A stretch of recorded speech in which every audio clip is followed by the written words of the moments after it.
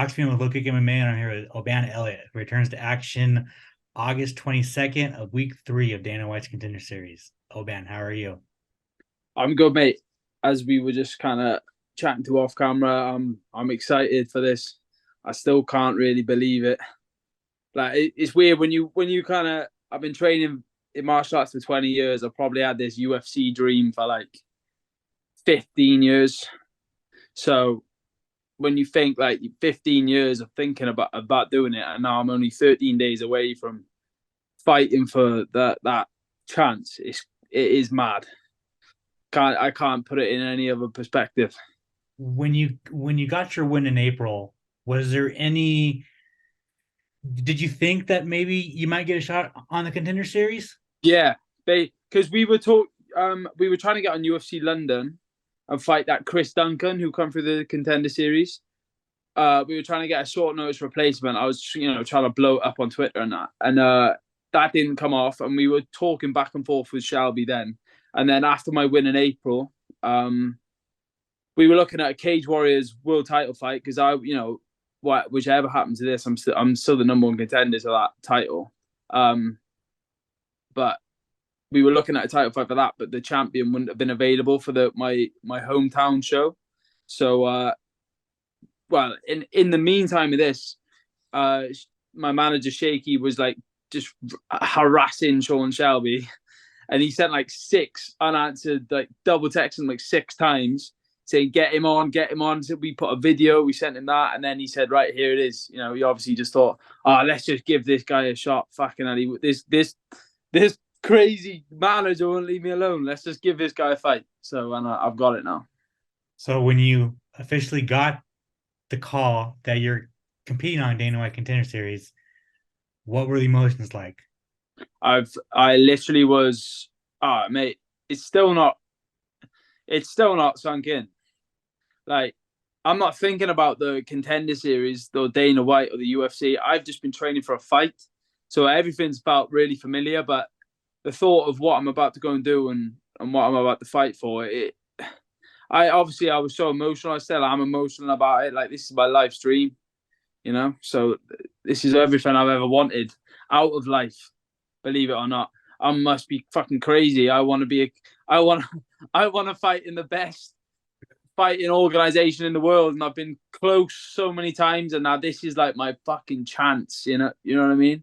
So it's kind of easy to go about this. My headspace is kind of just empty the tank and empty the clip on him and just leave everything out there in that fucking cage in the apex. And I'll be holding my head high. I'll be holding my head high, whatever happens. But if I unleash what I've got on him, I don't think he's gonna be able to fucking take it, mate. He's got to be a special fighter to take what I'm bringing. So either way, I'm happy. Like we said before, it's do or die, right? Fucking do or die, yeah, exactly. And I am ready to die though. I'm fucking ready to die. So I mean, it is literally kill or be killed. I'm ready to go out flat on my back, sparked out. I'm ready to. He is gonna have to just about kill me to beat me. I swear to God. Or he's got to be levels and levels and levels above me, and he's gonna go on and smoke the whole UFC roster. But we're gonna fucking find out. That's the beautiful thing about the fight game. We've got 12 and a half days to go, and then we find out. You know what I mean? So Yeah. yeah. One last thing before the fight. Who was the first person you told once you got the news you're competing in Las Vegas? Who was the first? I can't actually remember. I think it was my brother. Yeah, it was my brother. Yeah, because obviously we fucked. Well, I can't remember which brother I rang. I think my one brother. Yeah, I rang Liam and he didn't answer the phone, and then I Yeah. rang my brother Lloyd, and we fucking it's mad. Just because we would play fighting in the living room, we put like UFC 132 on, and like he'd be Dominic Cruz and I'd be Uriah Faber, and we'd be play fighting, trying to match up to what the commentators. Do you know what I mean? Oh, big right hand and Cruz, and he's Cruz, so I've got to pretend he's hit me, and then Faber hits him. I remember that clear as day. And then growing up with that dream. And then I fucking called him up and I said, mate, you won't believe what I've just been told. You won't believe it. I'm just, I could get emotional talking about it now. I just want to fucking bring this back, mate. He's give the wrong. He's Kaik Brito. I've said his name right or wrong. He's the right. I've said this with my last opponent as well, right? I'm at a point in my life where everyone I'm going to fight, they're the right guy in the right place, but just at the wrong fucking time because they're coming across me, mate. They're going to have to be like, the only person I think you could stop me is Brock Lesnar himself. and he's retired. So we're fucking, yeah, genuinely.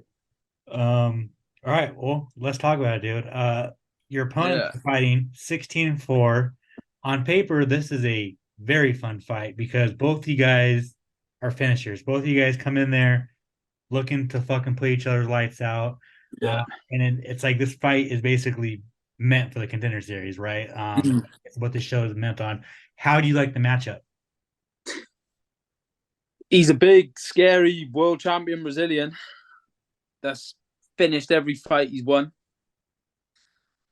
I'd rather fight someone else. Do you know what I mean? Like, come on, fucking hell. I'd rather fight someone else. Like, I'd rather fight someone who's like 5-3 and has a little handy footlock or something. But this guy's a killer. So, they're all good at this level, mate. You know what I mean? I'm signing up to I'm fighting the best guys around. Like when I'm fighting in this Cage Warriors circuit, how you were one of the most respected members of the media. So that the Cage Warriors League is the cream of the crop, mate. You know what I mean? Like we're coming through, and then like the boys coming through Cage Warriors, they hit that world stage, and it's like they make light. Sometimes they're making lighter work of these boys who come across the world. So I'm not intimidated by this guy one little bit because I know I've been fighting in the Premier League outside of the UFC. You know what I mean? And I have. So I've been fighting these tough prospects. We're all on the way up. We're all hungry. So yeah, this how do I like this matchup? Just like all of them, feels normal. I mean, and it feels like the next progression of opponent because, like you said, Yeah. you fought anybody they put in front of you. You've never fought a bum, right? So like, No. it's And you. the 3 weight divisions. And I'll take a short notice fight against absolutely anyone. I've never said to turn down a fight in my life. And I've gone up in weight and down in weight, chasing fights, chasing scraps. And I could have a squeaky clean 15-0 record if I picked and choose like every other fucker in the game. Do you know what I mean? Right. But I don't, because I'm a fucking bad motherfucker in this game with that belt going about. I am. And I'm not, and I don't want to pat on the back for that. That's just how I feel like people have got to be in this game. I grew up as a massive Chael Sonnen fan, and he said, and I was like a kid in the 80s watching Hulk Hogan. I was a kid in the 2010s watching Chael Sonnen, and he said, "You got to be ready to take on anyone, anywhere, anytime." And you fucking, when that phone goes, you say yes. You don't say who, you say yes, and that is how I've carried my career. They say, "Oh, Kaik Brito and the Contender Series." I said yes to this fight before I even knew who it fucking was. Do you know what I mean? Right. My manager says yes to everyone before he even rings me. He says yes, and then he goes, "Right, you're fighting this guy." You know what I mean? So, look, I'm like half his record. He's 16-4. I'm 8-2, but he's gonna find out how good I am, and we'll see how fucking good he is because he's gonna have to be special to stop me in the form I'm in. You know? Do you think? I mean, like I said, on paper, it's a crazy matchup. Do you think it's going to be just a fucking whoever lands first, whoever wants it more, or do you think you're better than this guy? I think I'm better than this guy. I'm too clever, mate. I've got look, he's out there. He's doing look, and he's a big puncher and all that. He could spark me out in his first punch. I could spark him. That's the game. But when it comes down to it, mate, I think I'm gonna fucking smoke him. If you want me to be honest, I think I'm gonna smoke him. But we'll see, won't we? Yeah, I could be completely wrong. This is the fight game, right? But you know what? I think I'm gonna be getting in that octagon, and he is not gonna have a fucking clue what to do with me. We were speaking in the gym, right? The only way, one of my training partners who've been with me this whole camp, right? He said the only way you can see this boy having a chance is if he had another guy in there with him. So it's just look, he's the right guy, right place, and all that. But you've given this kid, Sean Shelby has given this kid, me, the chance of a lifetime. I've been waiting for my whole life, and I've got all the skills in the book. I've had my fucking trials and tribulations early in the game. The time is just fucking everything's kind of led to this. So if it was this time last year, maybe he would have had a chance, or 2 years ago, or just not now. It's not his time, man. And look, he's clearly a nice guy, and he fucking trains hard and all that, but it's not his fucking time. I'm sorry, bro. To this guy, I've got much respect for him. He's brought the best out of me, but no chance, not today. Well, we're gonna find out in 2 weeks, and at the end of the day, August 22nd. How do you get your hand raised? I don't even want to. Yes, what if he watches this? I'm gonna stop him, mate. I'm gonna sicken him. I'm gonna stop him. I don't want to say how. I don't know how I'm gonna do it. Let's be real. But if the game plan goes how we think it's gonna go, I'm gonna fucking Brock Lesnar this boy. The Brock Lesnar mentality, mate, for fucking 12 weeks. Do you know what I mean? I mean, you fucking sold me, bro. Brock Lesnar. Yeah, I'm coming for him. Yeah, well, that's it. I've sold you. But we'll see what the Vegas odds look like. I'm not 100% sure. I'm probably an underdog if I got less fights. They've put him in the red corner, so I guess I don't know what their decision making process behind that is, but I'm not arrogant. I'm not deluded about it, but I've never been more confident in all my life that I'm going to go out here and I'm going to be hard to beat. Do you know what I mean? That's what I'm so confident in. I'm going to be fucking hard to beat. Very hard to beat. So if he's good enough to beat me, fair enough. But fuck me, he's going to have to be good. Last couple things for you. Another Welsh fighter in the UFC. What's it going to mean to have your country behind you? It's exactly. That's the support I'm getting, man. Like, yeah, when you say like Wales itself, the town I'm from. I'll tell you about the town, right? So my dad, I don't know if you know, he's passed away and all that. He was like really well known in this town, and like I got generations of people who were like fucking inspired by this. You know what I mean? I go down the shop and I've got like kids from 15 to like the older boys in their 60s who knew my old man and beyond, who knew my family, and like everyone's saying how proud, like this will lift us up. I'll be the first guy from this place, and it's not got the best reputation and all that, like kids are fucking.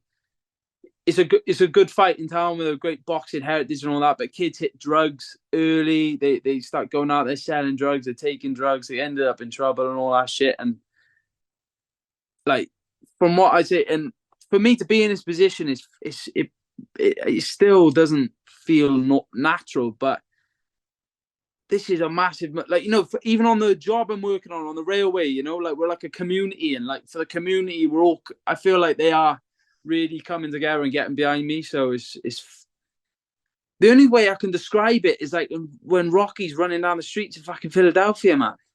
That's the only way I can think. Everyone's shouting, "Yes, bro!" Beeping their horns and shit like that. It's sometimes I'll be there, I get a little tear in my eye. I'm like, "Fuck, how is this my life?" But I don't feel pressure in the sense of doing it for everybody else, but how good it'll feel to bring this contract back and make all these people who have fucking shown me so much support over the years, do them all proud. It's gonna mean the fucking world to me, man. It really is. So a lot of fighters from the UK over in Europe, they haven't had the chance to fight in Vegas yet. You're gonna Yeah. be fighting in the fight capital of the world. How's that feel? Well, that's again what that work that out. I've gone from a council estates to the fucking fight capital of the world. I've gone from living out of my brother's hand me downs and selling my free school meal tickets and having nothing, mate. You know what I mean? Riding my fucking bike when I was like 18, 19, 20 because didn't have any money, you know? I've gone from the council estate to the fight capital of the world. Yeah, there's people poorer than me, but it's not been fucking easy, And I've come from this to that with ease. Those pods. Yeah, you know what I mean? With ease, like it's mad. It don't make any sense to me yet. Maybe it will do one day. Last two things. For the casual MMA fan who hasn't seen you fight, who doesn't watch regional MMA, who hasn't watched Cage Warriors, describe your fight style and sell yourself. Mate, I'm like, think of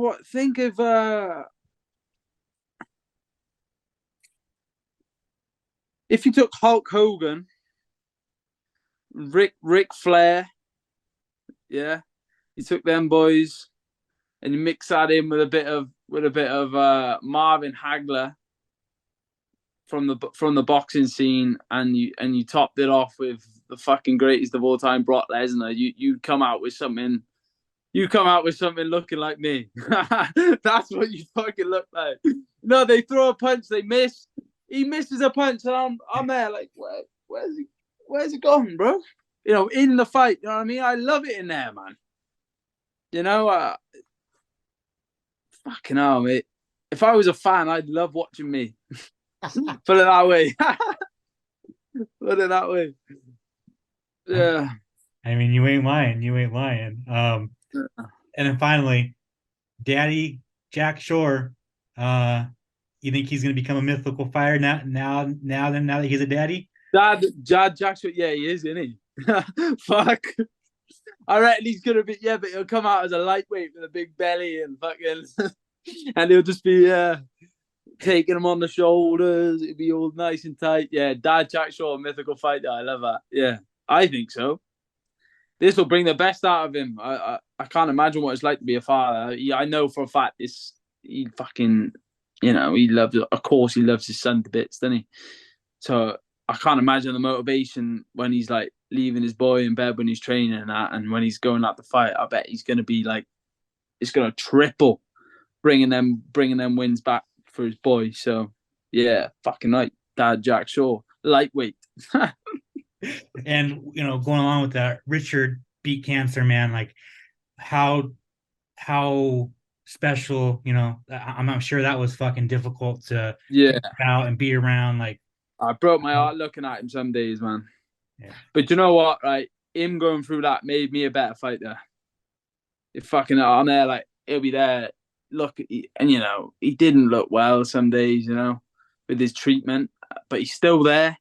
9 a.m, and I'm there like, fuck, I'll be on a night shift like 3:30 in the morning, then it's 4, and I'm like, oh god, I gotta get up at 8, and then I'm thinking, what excuse have I got when he's gonna be rolling out of bed, full to the eyeballs with chemo, and he'll be on the fucking mat. So he's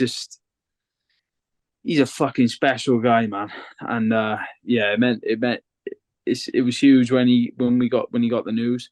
And this is going to be for him, man. Do you know what I mean? Like the time and effort he's put into me,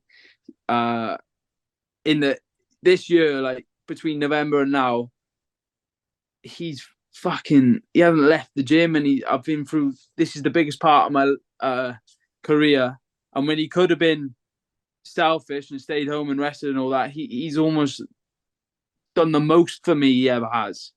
So like, how can I repay this guy? How can I repay this guy? I don't know if I can. He's got me in this fucking. He got me on the Contender series, relentlessly chasing short. How can I repay him? I don't know if I ever will. But I'm gonna fucking. I'm gonna give him a masterpiece on August the 22nd. I'll fucking guarantee you that I'll be giving him a masterpiece. You repay him by going out and putting this Brazilian's lights out. I am gonna put a fucking hole in this Brazilian's head. And if he dares tries and fucking swings a hammer back at me, he'll have double the punishment. Honest to God, it's gonna be special, mate. This is the fucking moment of my life.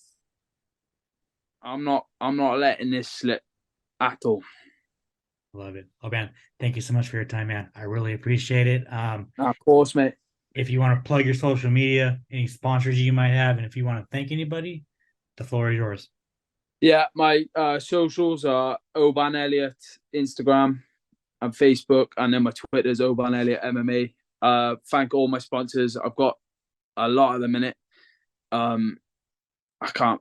If I try reading them all off, I'll forget one, and then So thank you all my sponsors, my coaches, my family, my friends, and everyone who fucking over the years, everyone who doubted me as well, because you made me run that last mile on my 3 mile, 4 mile runs a little bit quicker. Do you know what I mean? Thank you to my mother for everything she did for me growing up. And thank you to my dad, my late dad, for being the single biggest fucking motivation a young man could ever have. Make sure to subscribe to the LowKick MMA YouTube channel for all the latest news, event previews, and interviews with some of the biggest stars in MMA.